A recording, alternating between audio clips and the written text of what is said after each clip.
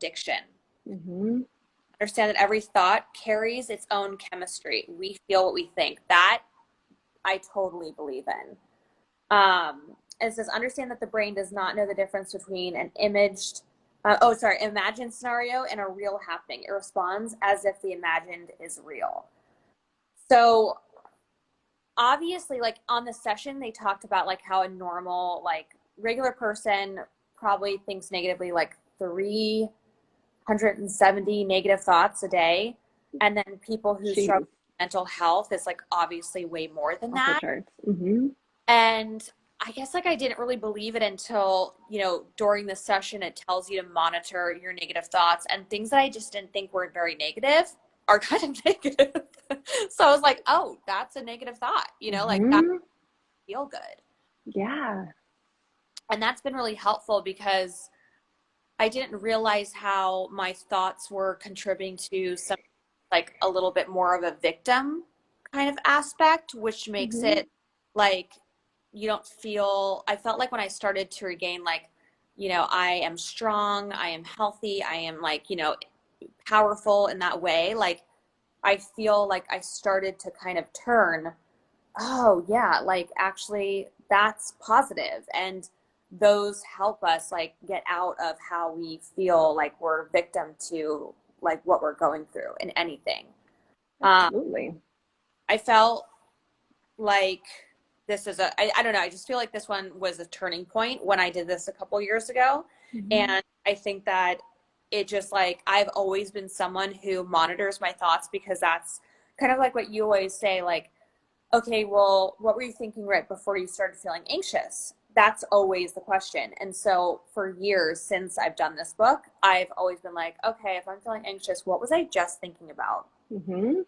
Normally, like, tell me, oh, okay, yeah, that thought was like not really the best positive thought to be thinking. It's not a real thought. It's, so I was just like, I think that that has been something that has definitely helped me. Mm-hmm. I Through mean, everything. you've gotten so good at that, Ashley. You've gotten so good at that, bringing it to the front of your awareness. Yes, yeah. Yeah, I'm so aware of those thoughts. And the most of the time when I'm feeling anxious is when I am just like by myself in the car and I have a lot of time to think. Mm-hmm. It's always in the car for you. It's always in the car. Yeah. Everything happens in the car. I know. Like, okay, I'm driving, and so now I'm gonna let my mind wander and do like some crazy thinking and make me feel bad. It's so wild. But yeah, so this one is definitely a turning point. I love that it's like negative dialogue is one of the most important aspects of chronic anxiety and depression. One of the reasons you stay in this condition is because of the way you talk to yourself. Um, Mm-hmm. you must learn to have compassion for yourself. That is really big too. I think that for me, learning to kind of be my best friend through anything that I'm going through was really helpful as well.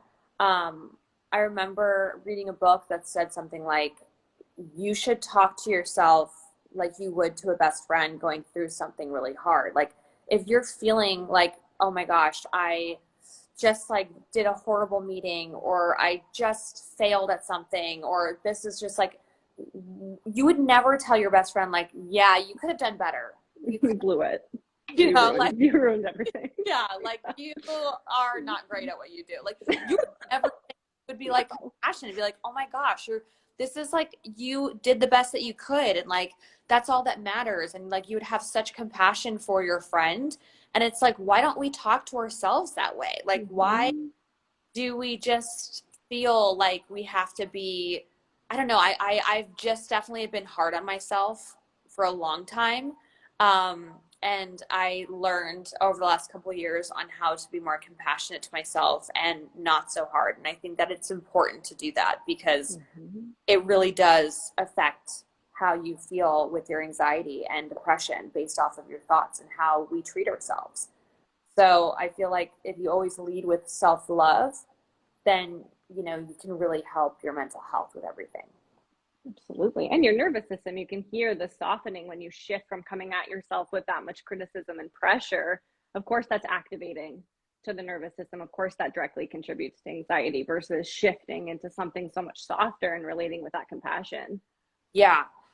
You always have helped me too with the nervous system of calming it down and like knowing that my anxiety brain is on when it's triggered or when it's like not as triggered. Obviously I feel more calm, but when it's triggered, like you say like you usually scan the world as if there's like a threat everywhere. Mm-hmm. So interesting because it's really what has helped me out of that is acknowledging that my anxiety brain is on. So I'm going to feel more anxious, but then also like self, talk and like calming myself down and being like, everything is good. You're okay. Like we are fine in this moment. Like I think it's just like I'm in the car, but I am completely, just like calming myself down and thinking Mm-hmm. more positive thoughts has helped me throughout, obviously, just like trying to not get into an anxiety attack. Yeah. Yeah. I love that you're bringing that up. If you're in anxiety brain, I think what you're speaking to is your lens through which you're seeing everything as a lens of threat. So you can't process your day from a calm place when your fear brain is on because your fear brain is designed to elevate your anxiety. So the first step is being able to shift away from that activation mode. Mm, yeah, that was like so helpful. Um, what else in here? Obviously it tells you the difference between negative thinking and positive thinking, but I know those things. Um, and oh, it talks about like obviously so depression and sometimes the way we think when we're in depression, the all or nothing thinking. In this type of thinking, there's no middle ground. If we have made a mistake or have a bad day, we feel we are a total failure or never do anything right. This type of thinking is usually unrealistic since things are rarely 100% one way or the other. Mm-hmm. That's a good one to know because that's like I think the like when you're being really hard on yourself and you feel like you've done something wrong and it's like, that all or nothing is just never helpful. Mm-hmm. Um, Negative predictions or jumping to conclusions. I definitely, especially becoming a mom, I don't try to think negative, but I'm like always trying to be one step ahead. And I'm like, okay, well, she's over there. Is this going to happen? Is that going to, it's like, oh my Oh, God, that's like, next level. you're just trying to, um, I feel like maybe sometimes our brain tries to predict in a negative way to like comfort us in Oh case. yeah, it's protective. Absolutely. And that, Absolutely. yeah. So I've had to kind of like watch those kind of thoughts to make sure, like, okay, she's fine. Mm-hmm. Yes, yes. And I recommend to people watching or people reading along with you, whether or not they are tracking the book or not, those categories of thought are called cognitive distortions. And you can do a really quick Google search, CBT, cognitive behavioral therapy, CBT plus cognitive distortions, and you'll get 10 or 15 really helpful thought patterns like all or nothing thinking, overgeneralization, predicting, that are so helpful to track. And I think anyone can start with that. Yeah. Yeah. I think it's like, it's knowing those things that it's just obviously like knowledge is power. So I wasn't until I learned about all of those different thinking and, just all of these different symptoms of Mm-hmm. that I started to realize like, oh, okay, this is not just me. Like a lot of people suffer from this. And this isn't like something's going on inside my body that I'm scared of. Like this is actually like a thing Mm-hmm. that is happening and it's called anxiety. And this is actually like thought patterns that I can like realize and stop Yeah. myself from going too far. And so, yeah, I really do. I think that that's such a good thing to do is just finding out what those thought patterns are. So then you Yeah. know when you're doing them and then you can easily Mm-hmm. stop yourself from doing them and have it spiral into something else. Um, oh, one of mind reading is another one they say on here. Yes. Yes. With our negative distortions, we often assume that others are reacting negatively towards us. Our Mm-hmm. inner dialogue leads us to believe that people are looking down on us or angry without checking what may really be going on. Um, that is like part of the four agreements is to not assume. Like, Mm-hmm.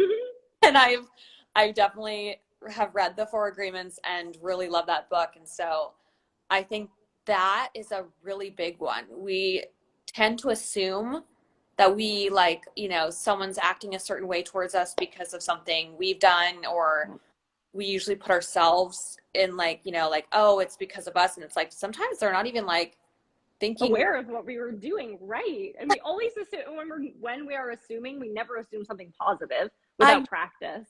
Like our default is to assume that number one, it's about us, and number two, that it's a negative reflection about us. Yes, yeah. So it's so important not to assume. Just don't even Mm-hmm.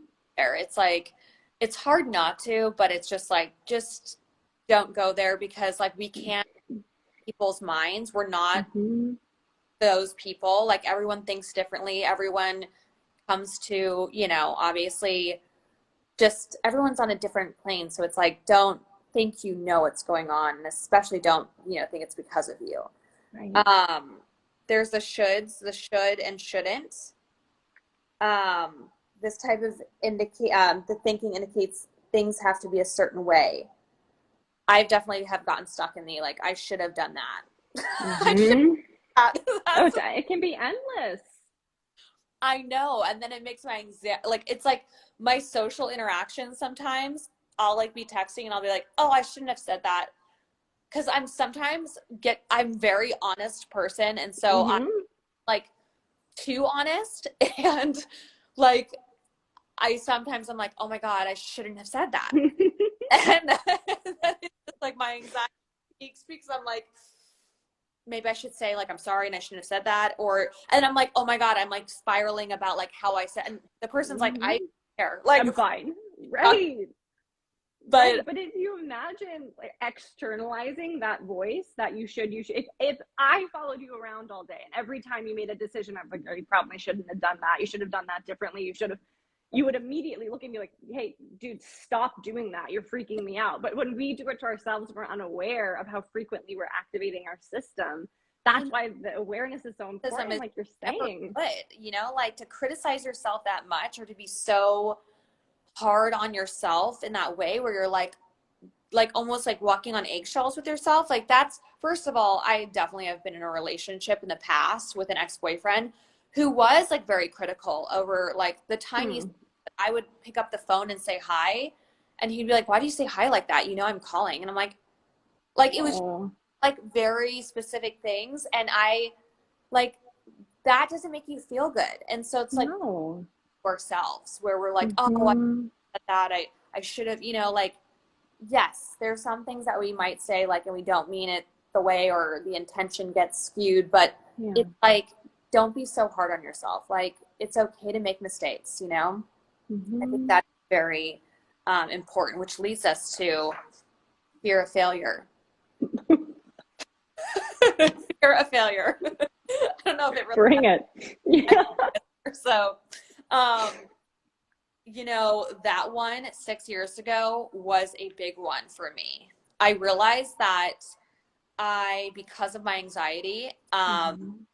and depression at the time, I hadn't like gone into a recording studio for a really long time because of how I felt. I had my last like guilty pleasure album. Like I just felt like I never the most important thing is I never grade my success on outward, like just like how it does in the world. Like I always graded on like how I felt about it, what the process was. Like that to me is like it's either successful or like like ugh, missed a mark. And I think that in that last album, there was just a lot going on between me and my record label. And it just was not the best process. I was proud of it, but I was like, oh, I wish it, like, there was just so many things about it that just like made me turn off Mm. about the music business.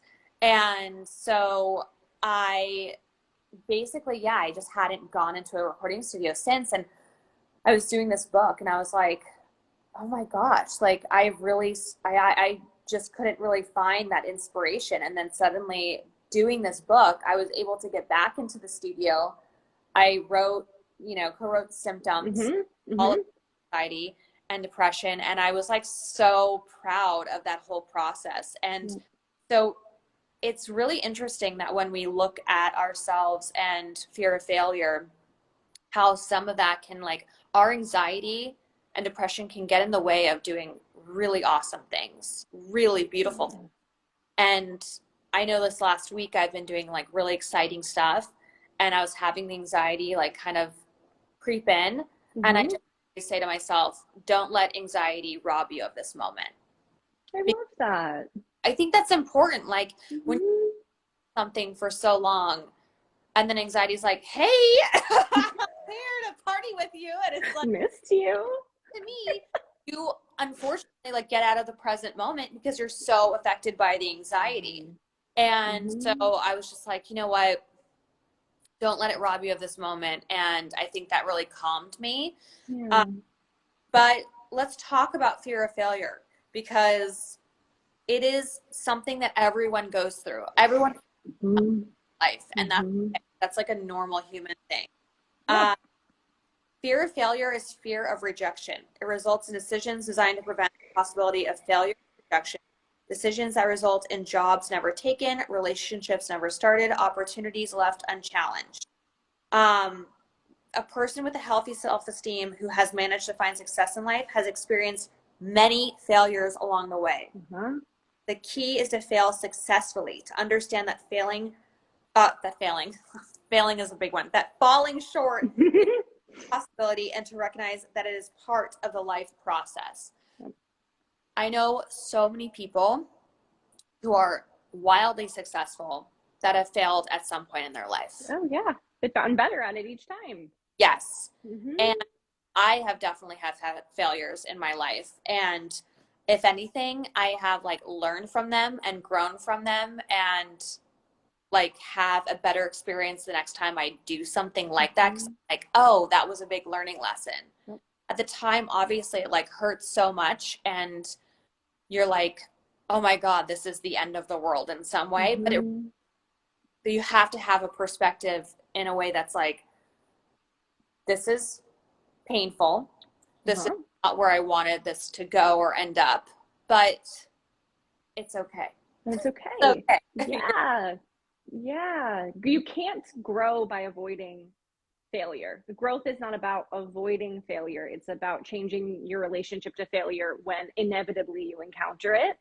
And you Mhm. can get better at failure and expose yourself to it the same way that you can get better at anything that you want to practice. So just like you're saying, the most successful people, they've failed so many times because they have purposely allowed themselves to fail that many times and to shift their relationship to it to allow for that growth. Yeah. Yeah. I know. It's obviously like the hardest thing, but I think it's Mm-hmm. important because I feel every lesson leads you to exactly like where you are meant to go and want to go. You Mm-hmm. can't just think that that's the end. You have to Yeah. push through it and know. Mm-hmm. But that's a heavy one for sure. Um, I think that, you know, this week with the self-talk has helped me tremendously. Um, just in kind of how I was feeling a couple weeks ago. I also wanted to bring up, there's one of the things I wanted to ask you specifically is like, there's a lot of heaviness in the world. Obviously, there's a lot of things going Mm-hmm. on in the world.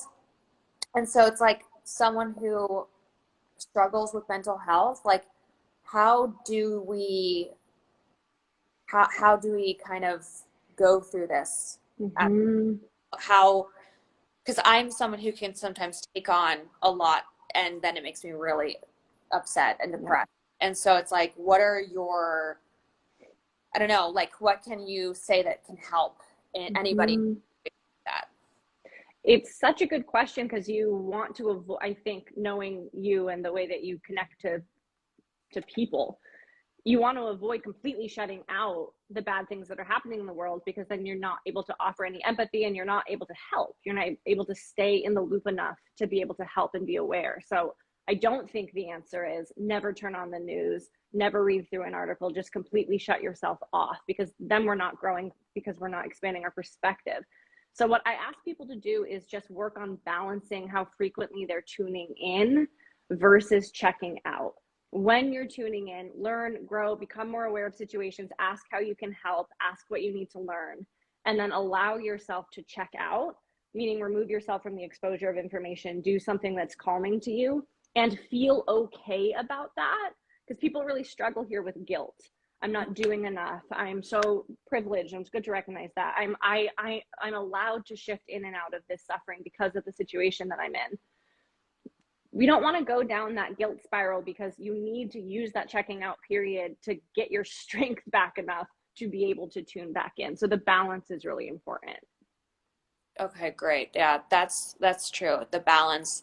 Yeah, because it's like I think that yeah, I feel like that's kind of like always what I've talked with you about is like having that balance and knowing when to, kind of it's just how you feel. I feel like it's important to not yeah, like not I think for me it's about being proactive, like how Mm-hmm. versus dwelling in the feeling of everything. So I think that's super important. Mm-hmm.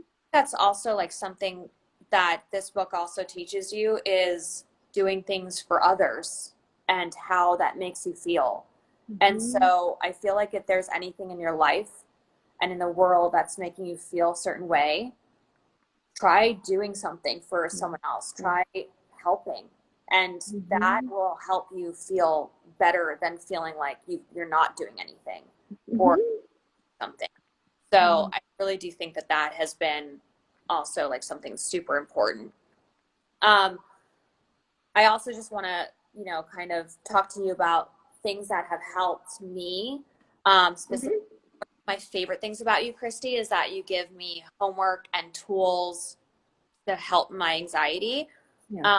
And something that I feel like we should share because it's been so helpful is as obviously you guys know, I have dealt with my anxiety of, for me, it's like I can get anxious on a plane. I can get anxious in a meeting. I can get anxious. It's like a Dr. Seuss book. I'm loving this. um, but one of the things that has been so helpful is that when I would be in table reads, like going over scripts, I was like, oh my gosh, I'd get that anxiety feeling and I didn't know what to do with it. And I was just scared and I'd be like, oh my gosh, like, what if I like have to leave this room and we're in the middle of this table read with like producers and the next Yeah. had a lot of pressure on me. And something you showed me, which was so easy to do because no one even doing it, is the circle. Yes. Will you explain that I to love this. Yes. So this is really simple, but I find it effective, particularly with practice. So I had asked you to find something discrete that you can do with your body that brings your awareness to a neutral, controlled sensation. So for you, particularly because it was the table read thing, yes, I remember this. We had chosen keep your hands in your lap and simply draw small circles with your thumb on your palm so that you can bring your awareness to a neutral, controlled sensation. And what I had asked you to do was, prior to the table read, start developing a practice of drawing these small circles while offering yourself something that is soothing to you cognitively. For example, letting yourself know, I'm safe, I'm in control, my body is calm, so that you could develop a cognitive and a physical connection to that movement. So by the time you were in the exposure of the table read, all you needed to do was move your thumb to your palm, and those cognitive messages would already be associated, those soothing messages. I am calm, I am safe. And you can choose anything. I have clients who just squeeze their fist. No one notices if you just are squeezing your fist and then releasing it. So yeah. something that's discreet and allows you to feel like you're harnessing control back. And there's that self-talk, that like positive self-talk that it's like Mm-hmm. I am safe because Yep. it's about breaking the like just those thoughts in the brain of where you were and breaking that pattern, right? Yeah. Yeah. Because when our fear brain kicks on, it's really easy to disconnect from our body. And that's when we start spiraling or ruminating, or we have those cognitive distortions pop up. So step one to getting out of the fear brain is reconnecting with the body in the present moment. Okay, cool. Yeah, that has been so helpful. Even when I would have anxiety in the car, I've done that. And it's like, oh my God, like it's just so comforting. And I'm like, Mm-hmm. great. But yeah, Mm-hmm. noticed whenever I would do that, if I felt anxiety, Yeah. completely calmed me down. So that's Mm-hmm. been so, so helpful. What other things do you have for us? I wanted to go back to the point that you were making around our brain can't tell the difference between an imagined experience Hmm. and a real experience. That is scientifically backed up. Like our brain cannot distinguish between future oriented thinking and present time and past oriented thinking and present time, which is why we can have an anxiety attack when we think about something bad happening in the future. And we can have an anxiety attack when we think about something terrible that happened in the past. Our body doesn't know that we haven't actually been transported there. Yeah. I remember actually too, like a couple years ago, it's gone by so fast, but a couple years Uh-huh. I was taking a flight and I was like pretty anxious about it. And I remember you saying, do this meditation where I like get on the flight. Yeah, yeah, yeah. Like I had like this whole meditation where I would walk myself through like going to the airport, getting on the flight, Mm-hmm. feeling a certain way, it, kind of going, obviously like perfectly fine, no anxiety attack. Um, and it was so helpful because it's Yeah. like almost like you experienced it already. And to Yes. I use that with going to the hospital for my labor. Like I Oh. that same type of thing where I was like, okay, envision like how you're gonna go to the hospital, you're gonna check in, you're gonna get ready because you're gonna have Mm-hmm. baby. And I did that before, and that was so helpful because Good. obviously I talked to you as well. I was like, what if my anxiety ticks up? Because obviously you just don't know what's going to happen. And if something, like is out of your control and you have, like my whole fear was like, what if they're like, something's gone wrong, Yeah. Yeah. And so you kind of walked me through scenarios of like, okay, well, let's not go there. Let's, and to be honest, and you told me there was a safe word. I think I remember you telling me like telling Chris, my husband, to tell me Yeah. a word that would know to calm me down. Mm-hmm. Like all of those, Mm-hmm. so, so helpful. I also think like sharing that you have anxiety with people around you is also really helpful because I think a lot of it is like you feel embarrassed if you get Mm-hmm. anxiety. I know that when I've done meetings before I go in, I'm like, oh yeah, so like sometimes have anxiety about these meetings. And that kind of takes a lot of pressure off too. Yes, I love that you do that every time I'm giving a presentation or doing a training. Yeah, nearly every time. The first thing I tell the audience, no matter who it is, a group of academics, a group of other therapists, a group of doctors, I will share, hey, I'm going to be kind of panicking for the next 60 seconds. So I'm going to stand here and allow my body to calm down because I know that that's going to be really helpful to me. And Yeah. I just give myself that minute and I voice, and putting it out there diffuses the tension. And sometimes like a few of them will laugh or like, be supportive of me. Yeah, it definitely diffuses just like everything because I feel like when you don't share, you're kind of like almost like going through it by yourself. And you're like, oh God, Yeah. what happens? What if this happens? And then like Mm-hmm. self, like it's okay to feel this way. Like it is Right. okay to feel like anxious if you're in a car sometimes. It's okay to feel like allow your Mm-hmm. know that it's okay to feel that way. Right. Um, and I think it's so important to share because then it just takes out just like a lot of air in that, Mm-hmm. um, Mm-hmm. and I think that's important. Like I think it's okay to like everyone feels anxious at, presentations or meetings or sometimes in a car. Like it's just totally normal. So it's like a lot Mm-hmm. that's okay. Um, Absolutely. oh my gosh, I can't believe that you're feeling anxious in this moment, like Right. yeah. Right.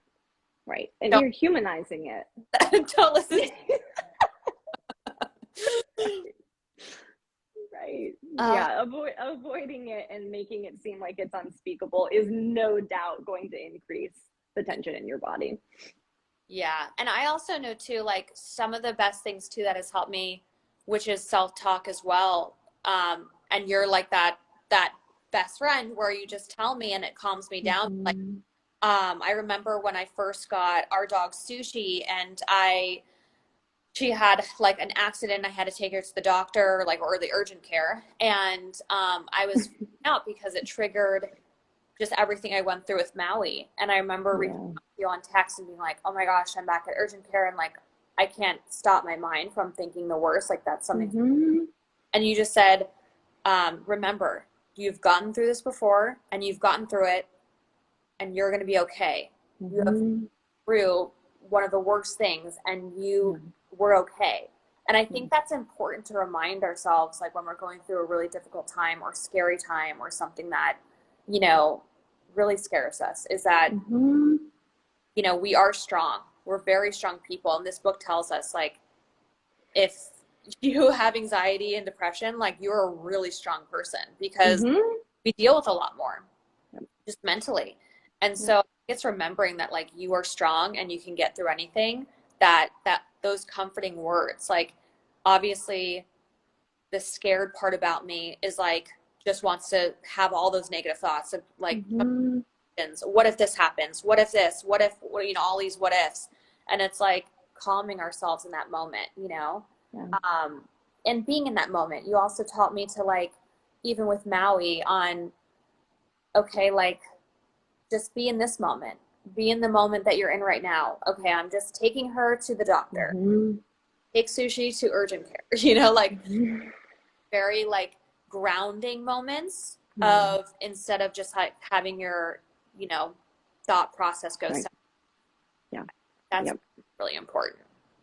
Yeah, anxiety can't exist in the present. It only exists in the future, something you're worried about happening, or in the past, something you wish hadn't happened, something you are angry about happening. It can't exist if you are in the present moment, taking things as they come and calming yourself down as they happen. And your examples speak to that. You were going through something that was really explicitly quite stressful. And something being explicitly stressful doesn't mean that your nervous system needs to be activated in a way that causes distress and suffering. If you can stay present even through stressful moments, you can achieve calm. Yeah, yeah, that has been so helpful. Um, Also, I mean, I feel like the Frenchie community knows you, but if they don't, this is my therapist, Hi. Christy. She's amazing because she has taught what I went to her for originally was because I had like a sensation in my neck that was happening for a long time, a couple years ago. So I went to Christy because she teaches how pain can manifest in our bodies from anxiety and depression. So if you're feeling like there's a chronic pain in your body somewhere, Mm-hmm. most likely it's being caused by our brains and because Mm-hmm. are being anxious. And recently I had a lot of like these sensation in my calves and my leg. Mm-hmm. And Mm-hmm. I was just like, oh my gosh, like something's wrong. Of course your brain wants to go like something's wrong with my legs. And I would do this meditation with Christy and like it would go away. So Yeah. that Yeah. like my, You're so receptive to that. Yeah. Yeah. It's so crazy, Ashley, to think back that that's what you originally reached out to me about. But not just because it's been so long and I feel so close to you and gotten to know you through so many different ups and downs. And it's just been amazing to, for me personally, of course, to develop a close relationship to you. But the way that you bring your personal into a public forum, the same way that helps verbalize anxiety for you, like when you verbalize anxiety, it calms you down. It absolutely is having a positive ripple effect for everyone else who's ever felt that way. And I'm just so appreciative that you make these conversations feel normal because anxiety is normal. It's a normal evolutionary response that all of us can have. mhm. Yeah. No, I feel like it's something that I just want to help people, you know? And on Mm-hmm. like there was this morning I'm like, oh, should I do this live? Like, you know, there's just so much going on in the world right now. But I was just like, I feel like Mm-hmm. people might be dealing with anxiety and depression as well. Right. And I feel like Right. I just like to create this like safe place where we can openly discuss this, because I have lost so many, like I've lost a couple people to this disease. Like just I don't think that's the answer. I think Mm-hmm. that we just need to openly speak about these things and kind of take this like whole stigma out of what depression, that scary word depression is. And if we can be more open and help each other heal, I just feel like that would just help so many people going through it. Mm-hmm. I felt very alone going through what I was going through. And I think that, I guess, in my work with like what I love to do, which is comedy and making people laugh, I think that I always like to be there for people when they are going through a tough times, because I know when I'm going through a tough time, I want to put on a comedy like Friends, Mm-hmm. better. I always wanted to be that person for Yeah. people. Yeah. And so I think this is just an extension of that, where it's like, okay, I'm trying to make you laugh in this. I'm just trying to open this conversation and just make you feel not so alone in what you're going through. Because we all go through this one way, and sometimes, like a couple times in our life, Mm-hmm. I know everybody has dealt with anxiety and depression. They may not deal with it on a scale that others are dealing with it on, but we all go through it. We all do. Yeah. I Yeah. think once you realize that, it's like makes you feel better, Oh yeah, so connecting. Yeah, Yeah, absolutely. We can't exist as a human and not have dips of anxiety and depression. It's just our mind body connection, and it's true for everyone. And it's more helpful to air it out and share tools and share experiences, because that is so connecting and so calming. yeah. And also, it's like there's a lot that's gone on in the last couple years for like, I mean, Oh, I dealt with this 6 years ago, but like obviously everything we've just been through and we're still going through, like there's a lot of why we would feel this way. If someone mm-hmm. this way, I would be like, okay, are they not in touch with like what's going on? Like, so Yeah. I think that it's a completely normal thing. And I think that just having these tools like help you. And one of the biggest tools is just being open. I think being open, Mm-hmm. talking to somebody about it, Mm-hmm. you know, it helps. It really helps when you are able. I feel like the ones, when they're, I had a friend who didn't speak about it. I had never even knew that they suffered from depression. And it's like, that is when it's really scary, because like they just don't talk about it and they just feel so alone. And so Mm-hmm. the more you can talk to a friend, a family member, a therapist, like it's just so, so helpful and so needed when you're going through something like this. Yeah. Yeah. Thank you. Thank you for saying that. Thank you for being willing to say that. Yeah, yeah, of course. I mean, I am so grateful for you, Christy, throughout every You're the best. um you are literally the best. And yeah, I mean, I feel like I have gone to like a couple therapists, but like you giving me those tools, no one, like a lot of people don't do that. Like sometimes people Mm-hmm. want to listen to you and like hear you talk, and then they're like, okay, next session. Well, just happened. Like, See you soon. I'm like, Yeah. can you help me with what I just said? Like, definitely, like, like talks Yeah. about the whole thing. But Mm-hmm. I really do feel like you're just like so helpful in any way. Like, how can we find you, or how can someone find you? Hi, my name is I mean, Christy not about you, Leakey. My but like, where can you find your help? Here I am. My center is called the Better Mind Center. Better mind. So that's, yeah, I have a team of therapists all trained in a similar approach. And I agree with you completely. So some people get a lot out of just sharing their feelings and the experience of being held in a room, but anxiety and depression are workable diagnoses for many people. And a lot of people are craving a little bit of structure and some education and techniques that they can take from session to session. So yeah, the Better Mind Center, all of my therapists operate from the same approach. Awesome. Awesome. Well, thank you for doing this Yeah, today. thank you for letting me So come on. It's helpful. always so good to see you. Helped like a lot of people and sharing Mm-hmm. the hand, you guys, it's so good. I would really recommend trying that whenever you feel anxious. Mm-hmm. But you're the best. You're You're the best. I'll see you soon. Thank is you so much. so much for tuning in. Yes, someone said the Better Mind Center. Yes, the Better Mind Center. Yay. Um Guys for tuning in today. I know there's a lot going on, but hopefully this has helped.